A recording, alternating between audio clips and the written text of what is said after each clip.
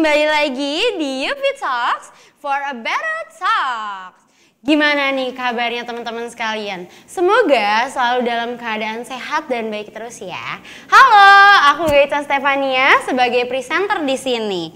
Nah, pada episode hari ini kita kedatangan seorang bintang tamu yang luar biasa nih sobat.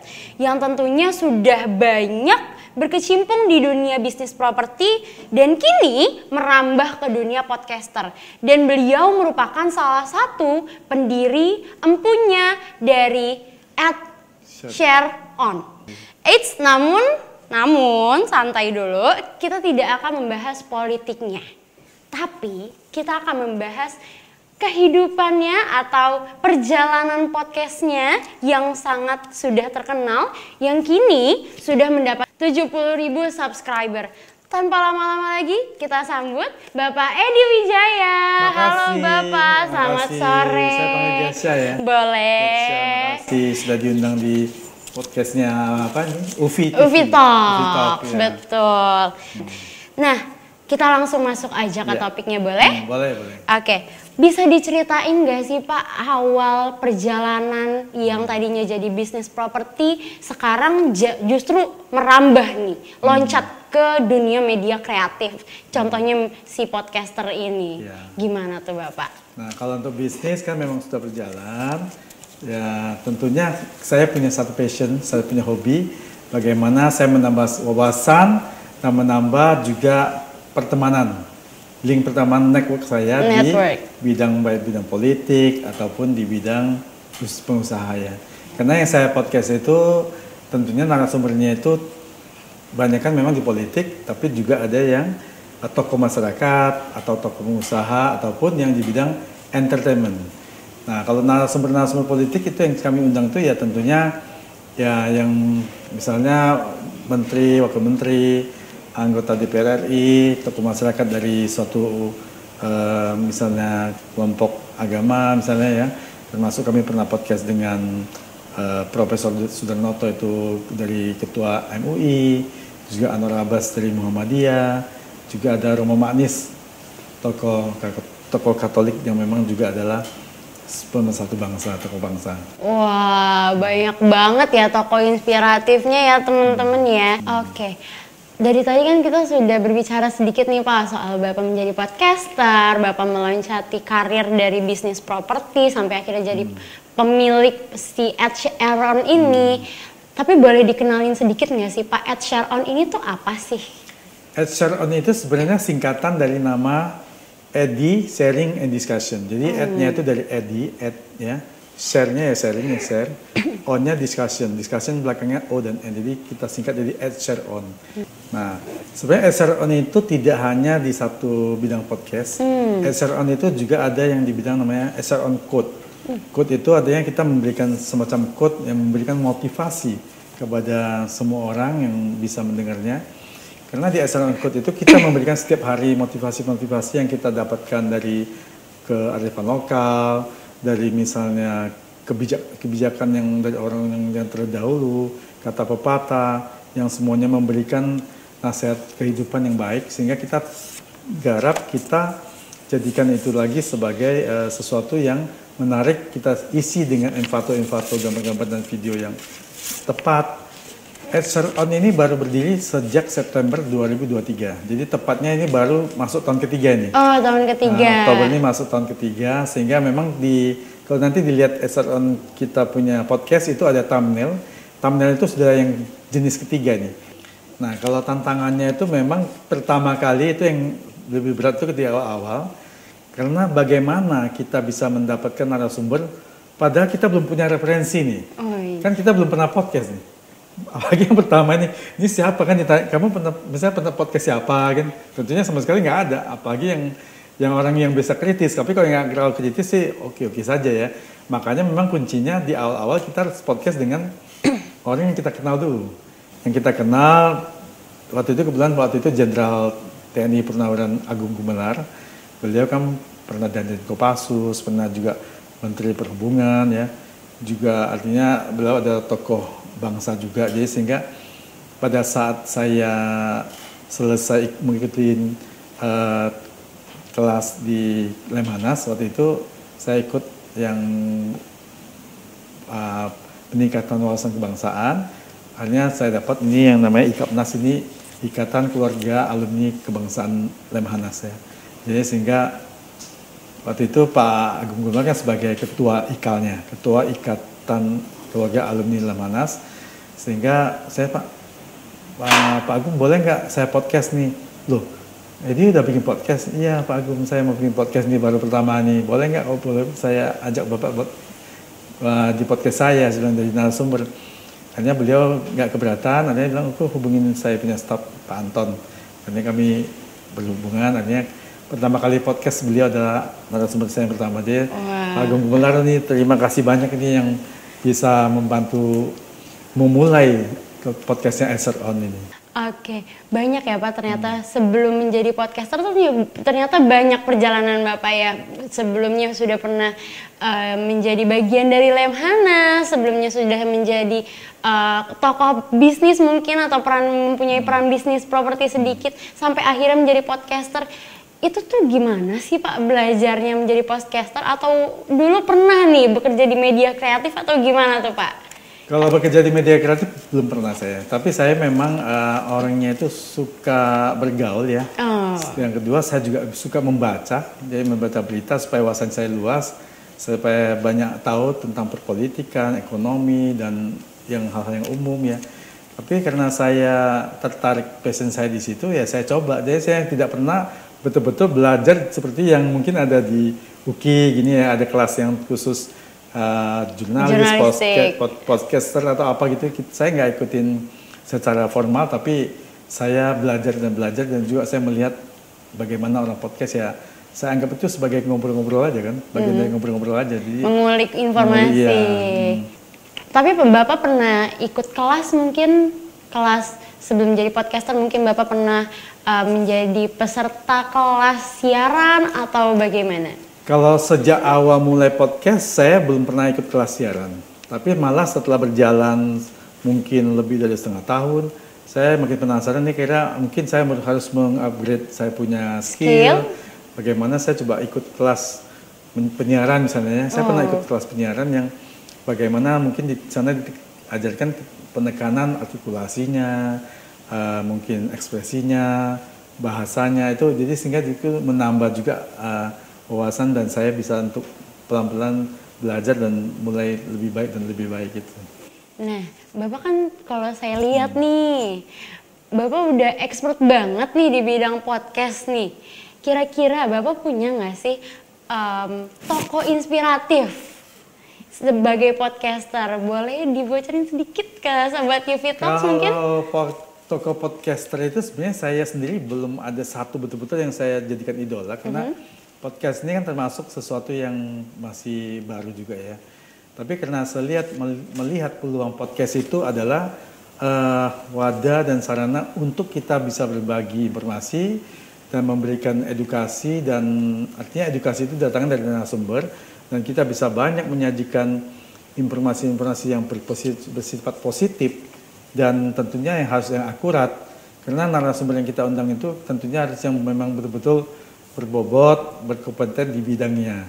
Karena kan selama ini kan banyak media yang dilihat oleh masyarakat tuh kadang-kadang ternyata itu adalah hoax. Ternyata itu adalah berita yang direkayasa untuk supaya menggiring opininya menjadi ke arah yang diinginkan oleh pihak-pihak tertentu ini. Padahal itu bukan kenyataan. Nah, makanya saya melihat dari situ bahwasanya perlu kita membuat podcast yang betul-betul yang independen, yang berkompeten, narasumbernya berkompeten, dan juga informasi yang disajikan itu adalah memberikan informasi yang benar. Benar. Karena sekarang juga banyak ya Pak, ternyata sekarang di zaman sekarang ternyata juga AI juga ternyata bisa membuat video, bahkan membuat film, dan bahkan bisa membuat foto yang kita bisa lihat di tren-tren sosial media gitu. Bahayanya kalau kita punya wajah seseorang diambil dengan AI seolah dia yang bicara statement itu, padahal beliau tidak mengatakan itu yang bahaya sebenarnya. Iya, kayak beberapa waktu lalu kita juga sempat terkena ternyata yang seperti itu. Contohnya dari kemarin Ibu Sri Mulyani, Menteri Keuangan ya. Iya. Kalau beliau kayaknya sebenarnya kalau saya lihat sih mungkin narasinya itu yang dipotong-potong. Iya, betul. Yang dipotong-potong, soalnya beliau mengatakan itu, padahal beliau tidak pernah mengatakan guru itu beban negara, itu sebenarnya nggak pernah ada kalimat itu, kan dipotong-potong, dibikin narasi seperti itu gitu loh. Itu bahayanya Karena ya, kan Pak. bahasanya itu bisa aja dia sebutkan ini, tapi kalau diambil utuhnya bukan itu artinya. Tapi dipotong-potong, ini disambung ke sini sehingga memberikan arti yang berbeda. Makanya memang di podcast itu juga kita harus hati-hati dan memang kita berikan time code. Jadi podcast itu selama syuting itu yang kita tayangkan nanti itu ada time code-nya. Oh, Detik berapa, detiknya atau menit iya, berapa, menit. atau 1 jam atau berapa, pokoknya harus ada. Sehingga kalau suatu saat dipotong-potong, Terlihat. itu kan terlihat. Ini tidak utuh gitu loh. Betul. Jadi lebih mudah untuk kita klarifikasi. Betul.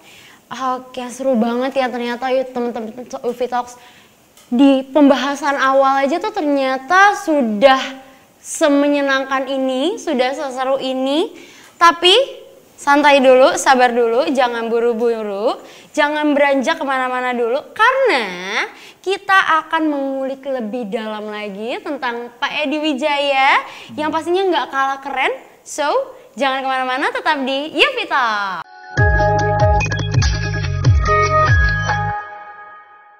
Citato, dengan rasa sapi panggang bikin harimu asik terus. Citato, life is never flat. Citato, dengan rasa sapi panggang bikin harimu asik terus. Citato, life is never flat.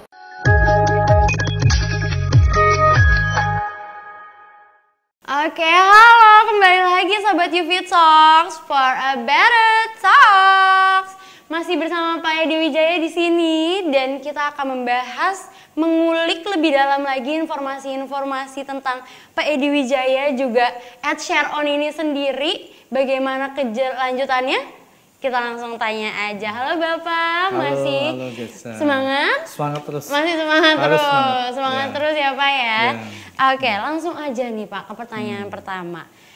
Bapak kan memiliki channel YouTube podcast ini sendiri bernama Ed Sheeran, Edy Wijaya, yang pengikutnya ternyata hampir 70.000, banyak banget ya Pak Sudah ya. lebih dari 70.000. Oh sudah lebih dari 70.000 malah.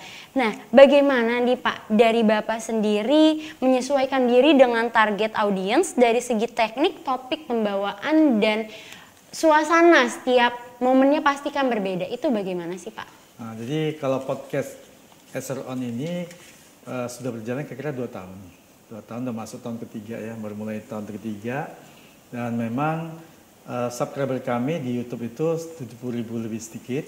Dan itu juga kami jalankan secara organik. Ya, jadi artinya subscriber yang kami dapatkan itu sampai saat ini itu semua organik. Jadi kenapa kami mau tetap organik? Karena supaya kami betul-betul mendapatkan sesuatu itu realis. Ya, satu realis. Kedua, kita juga ingin tahu audiens kita itu sebenarnya siapa aja. Yang mungkin kita bisa lihat nanti, oh ternyata usia sekian sampai sekian. Nah, terus yang mereka nanti perempuan apa laki-laki. Yang saya kaget adalah ternyata audiens kami ini nggak hanya di Indonesia. Wow. Nggak hanya di Indonesia. Jadi ternyata topik-topik baik itu politik ataupun yang umum tentang Indonesia, itu banyak negara lain yang ternyata tertarik, pengen tahu ternyata, pengen mendengar. Jadi sehingga penonton kita yang kedua terbanyak itu malah ada di Rusia.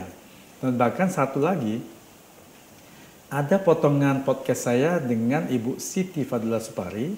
Waktu itu beliau berbicara masalah WHO, yang beliau melawan WHO kasus flu burung.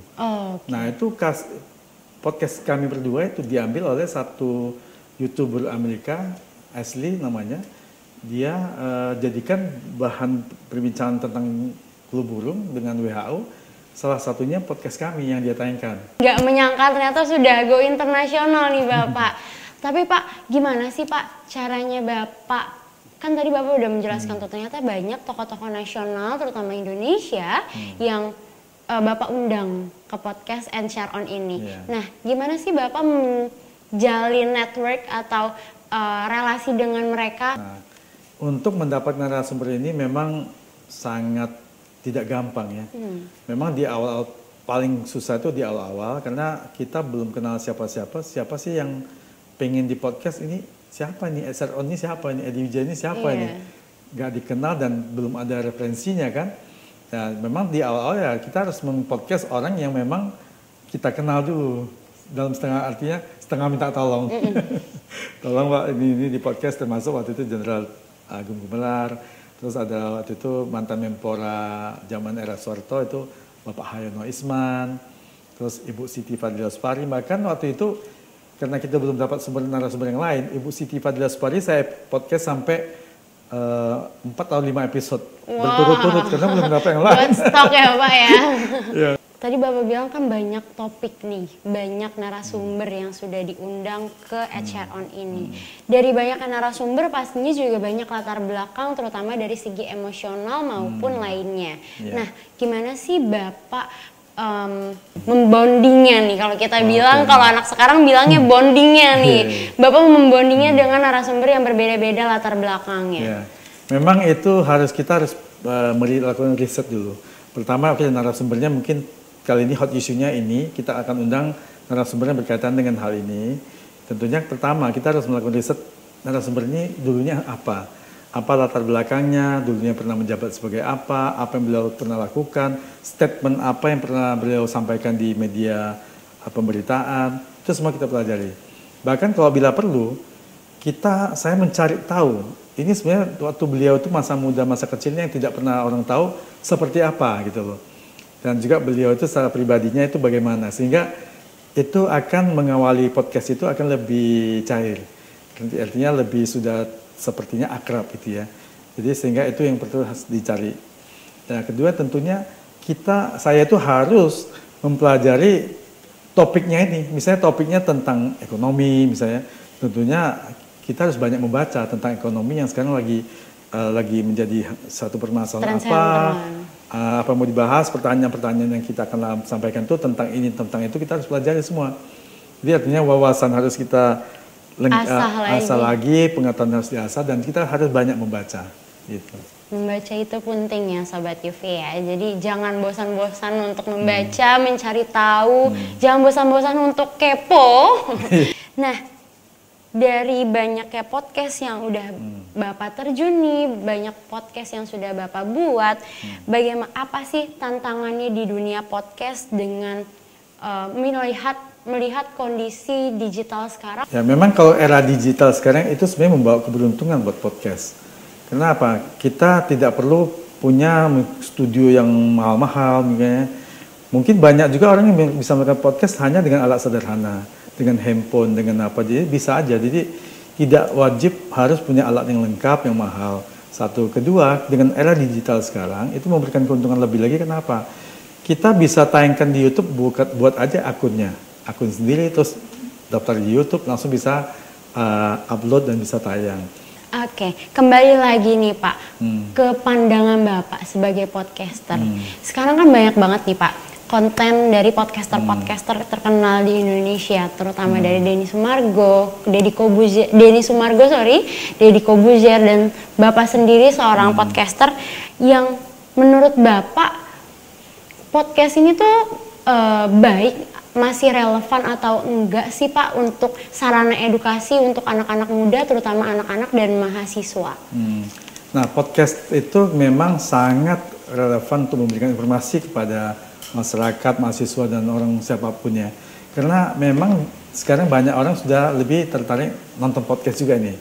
Nah, tentunya supaya informasi yang diberikan itu lebih akurat, lebih berbobot, dan memang tidak menimbulkan kesalahpahaman ataupun hoax artinya, ya tentunya narasumber itulah yang harus kita awasin, ataupun kita betul-betul mencari narasumber yang berkompeten di bidangnya. Supaya apapun statement yang beliau sampaikan itu adalah statement yang memang berdasarkan fakta akademis dan memang kebenarannya itu lebih tepat gitu loh, nggak sembarangan. Berarti masih relevan ya Pak relevan ya. Sekali. Dan untuk teman-teman mahasiswa boleh banget nih nyari isu-isu politik yang mungkin lagi hangat sekarang di Ed Sheeran On, boleh banget ya Pak ya, karena banyak banget. Silakan disaksikan di YouTube Ed Sheeran On.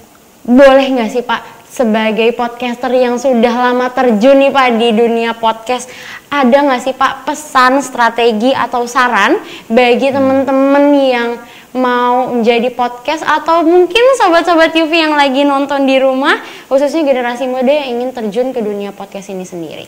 Ya, jadi sobat semuanya ya, mahasiswa semua, kalau mahasiswa-mahasiswi yang pingin jadi podcaster, itu tentunya pertama harus menentukan dulu kira-kira bidangnya apa ini. Mau podcastnya di bidang apa, tentang politik, atau tadi tentang barangkali tentang kehidupan sehari-hari misalnya, atau tentang kuliner segala macam. Jadi tentukan dulu pertama. Kedua, baru dicari sumbernya mana saja yang mau dijadikan podcast. Jangan podcastnya hari ini pikirin satu, minggu depannya udah lupa, nggak dapat lagi. Kenapa? Kalau begitu tayang di channel akun kita di channel YouTube, itu harus konsisten. Nggak bisa nanti tayang minggu ini sekali, minggu depannya kosong, nanti seminggu lagi tayang lagi di harinya berbeda. Jadi algoritma yang dibaca YouTube itu nanti nggak dapat, sehingga kita dianggap ini akunnya juga hanya masih asal-asalan gitu. Jadi kalau udah mau, tentukan dulu tadi apa bidangnya. Kedua, tentunya nanti bikin akunnya ke YouTube. Ketiga, sebelum syuting, sebelum tayang, sudah harus punya cadangan-cadangan untuk 2 minggu, 3 minggu ke depan. Sehingga kita nanti nggak pusing nyarinya, karena sudah tayang tidak boleh berhenti lagi. Itu harus non-stop, harus sesuai jadwalnya. Baru itu nanti lebih menjadi profesional dan bisa lebih cepat maju, dan subscribernya itu juga nanti bisa lebih cepat dapat yang itu.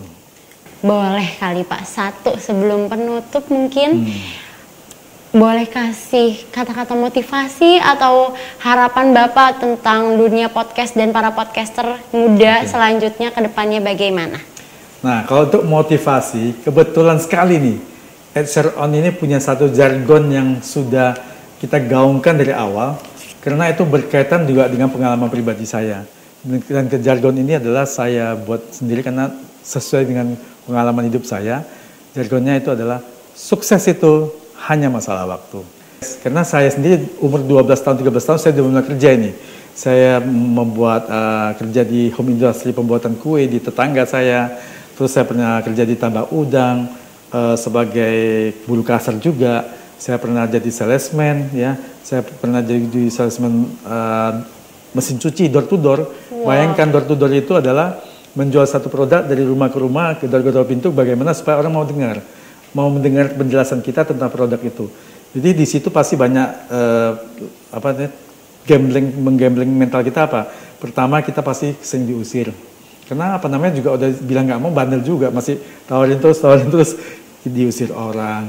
Kita gedor pintu orang di depan nggak ada bel. Dulu kan zaman saya dulu kan nggak semua rumah itu punya bel nih. Pagar nggak dikunci, kita masuk baru ketok pintunya, tiba-tiba ada anjing sana datang kejar segala macam. Pokoknya banyak kalau diceritakan, mungkin ini 1 jam nggak selesai. Jadi singkat cerita adalah jargon dari Ed Sheeran adalah sukses itu hanya masalah waktu.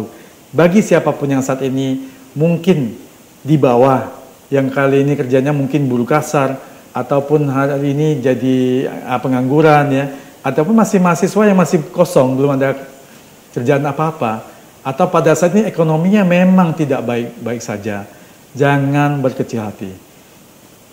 Tetap semangat, tetap berkarya, tetap sekolah yang baik ya, dapatkan pengalaman baik. Yang paling penting apa?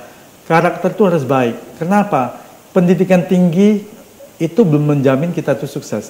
Tapi kalau karakter kita baik, kita bisa dipercaya orang, kita bisa menjaga amanah, tanggung jawab, jujur ya, dan sopan santun, dan semua karakter baik kita miliki. Kita tidak berpendidikan tinggi pun orang mau mempekerjakan kita. Jadi makanya kita perlu lebih banyak malah itu pengalaman. Karena pengalaman itu adalah sesuatu yang tidak ada di kampus, tetapi itu lebih berharga dari yang sebenarnya didapatkan secara akademis. Makanya kita perlu banyak bersosialisasi, banyak membaca, banyak bergaul dengan teman-teman, banyak mendengar, banyak belajar. Itu bahkan yang bisa mendapatkan ilmu yang betul-betul membuat kita lebih cepat bisa menuju kesuksesan.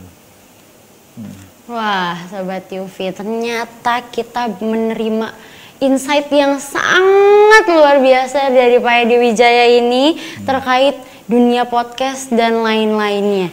Terima kasih untuk sharingnya Bapak Edi Wijaya. Semoga kita bisa bertemu lagi, dan terima kasih juga buat sharingnya untuk teman-teman yang sedang menonton mungkin, terutama Sobat UV yang sedang menonton nih Sobat. Nah, sayang sekali Bapak, perjumpaan kita cuma sampai sini aja. Iya. Tapi tepuk tangan dulu dong teman-teman. Iya. Makasih. Getsa makasih juga semua penonton UV Talks. Terima kasih Bapak. Semoga kita bisa ketemu di lain waktu. Semoga Amin, kita amin. bisa berbincang-bincang lebih lanjut lagi terkait dunia podcast dan lainnya. Iya, siap.